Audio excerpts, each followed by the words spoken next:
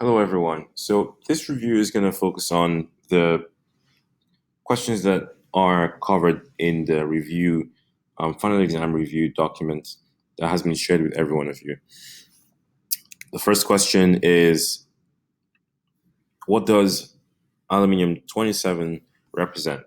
And the question is just basically testing your ability to apply knowledge or concepts on mass number, protons, neutrons, and all those calculations. So first of all, what's the basic formula that we know of?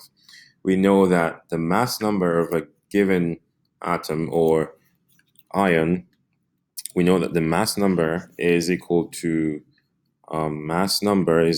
number of protons plus number of neutrons, right? So that's the underlying concept here, right? Forgive me. I wish two things. I wish that Morgan Freeman was helping me record this video, and I wish that I was so much better at this technology. But I'm going to get there at some point. So, anyways, so question number one: it's a neutral atom because there's zero charge. So that eliminates option C and option D, right? Eliminates both options. Now the number of protons, we know number of protons is always written at this point, or you can even look for the number of protons in the periodic table. So 13 protons, and this says 27 protons, so this is definitely wrong, right? 13 protons, the number of neutrons is going to be 27 minus 13. How do you, so that's how you calculate number of neutrons, and that's how we can be sure that option B is the correct answer. Now, what about question number two? Question number two has given us beryllium ion, right? Beryllium ion, and it says that this is 2 plus, right? 2 plus means that there are two more protons than electrons. So it's an ion, it's a cation ion.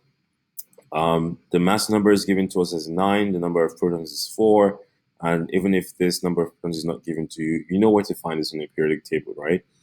So first of all, we can eliminate option A and B, and we're left with option C and D. Now, 4 protons for both options C and D.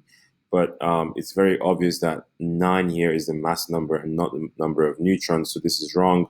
And we know the number of neutrons is going to be 9 minus 4, which is 5. So option D is the most accurate answer. Hope that was helpful.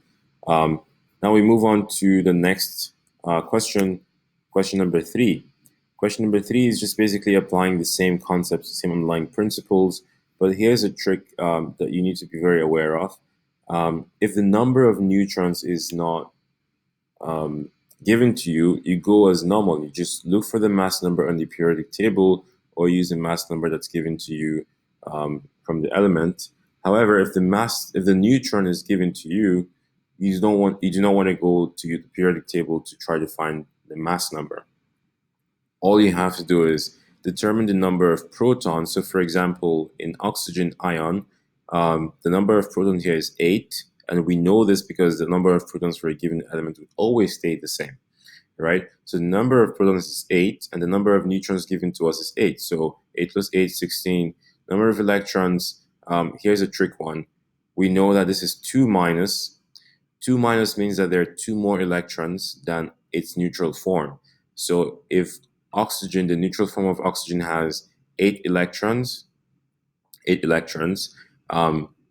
plus 2, representing 2 more electrons, because there's 2 minus, it's going to be equal to 10 electrons, all right? So the same thing applies to beryllium. This is 2 plus, so therefore it means that there's 2 less electrons. That's why it's 2 plus, because the number of protons are greater than the number of electrons, and that's why this is 2. In this case, it's going to be 10, and in this case, it's going to be aluminum has a neutral aluminum would have 13 protons, meaning 13 electrons as well. But now having 3 plus means that there are 3 less electrons. That's why you have this as 10. And that's it for this question. Now, question number 4. What is the composition of the nucleus of aluminium 29? So again, they've restricted us to a given mass number. Therefore, you do not want to use the periodic table to find the mass number. This is the mass number given to you for this form of aluminium, right? So we know the number of protons for aluminium would never change. It's going to be 13. So if this is 13, number of protons, the number of neutrons is going to be 29 minus 13, and that's given to you here. 29 minus 13 is going to be 16, and therefore you have your answer. Number of electrons is always equal to number of protons, and so therefore that is going to be 13 as well. I hope that